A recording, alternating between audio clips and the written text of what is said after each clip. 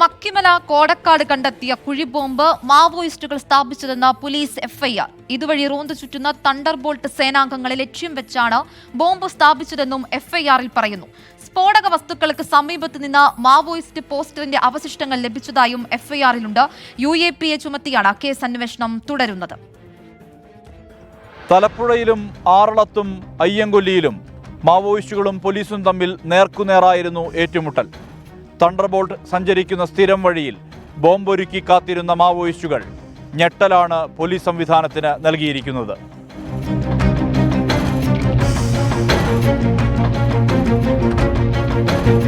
കോടക്കാട് കണ്ടെത്തിയ കുഴിബോംബുമായി ബന്ധപ്പെട്ട് Thalappuzha police register ചെയ്ത കേസിന്റെ FIR ഈ വിധം: മക്കിമലയിലെ ബോംബ് സ്ഥാപിച്ചത് മാവോയിസ്റ്റുകൾ, ലക്ഷ്യം കോമ്പിംഗ് നടത്തുന്ന തണ്ടർബോൾട്ട് സേനാംഗങ്ങളെ അപായപ്പെടുത്തൽ, കണ്ടെടുത്തത് സ്ഫോടക വസ്തുക്കൾ നിറച്ച സ്റ്റീൽ കണ്ടെയ്നർ, 8 ജലാറ്റിൻ സ്റ്റിക്കുകളും 4 ഡിറ്റനേറ്ററുകളും സ്റ്റീൽ കണ്ടെയ്നറുമായി ബന്ധിപ്പിച്ചിരുന്നു.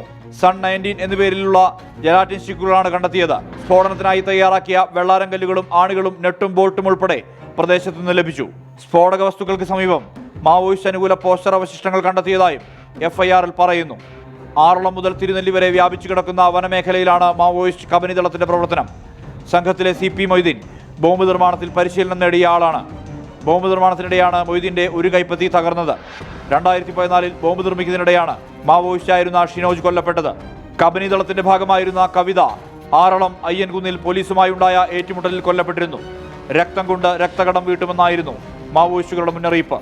ഇവരുടെ ശക്തി പ്രകടനമാകാം ബോംബ് സ്ഥാപിക്കലിലൂടെ നടന്നതെന്ന് പോലീസ് സംശയിക്കുന്നു. കണ്ടെടുത്ത സ്ഫോടക വസ്തുക്കൾ ഫോറൻസിക് പരിശോധനയ്ക്ക് അയച്ചിട്ടുണ്ട്. ഒന്നുകിൽ കവിതയടക്കമുള്ള മാവോയിസ്റ്റുകൾ കൊല്ലപ്പെട്ടതിന്റെ പ്രതികാരം, അതുമല്ലെങ്കിൽ കബനി ദളത്തിൽ തങ്ങളുടെ ശക്തി ചോർന്നു പോയിട്ടില്ലെന്ന് ചൂണ്ടിക്കാണിക്കൽ. ഇതാകാം ബോംബ് വച്ചതിന് പിന്നിലുള്ള ലക്ഷ്യമെന്നാണ് പോലീസ് കരുതുന്നത്.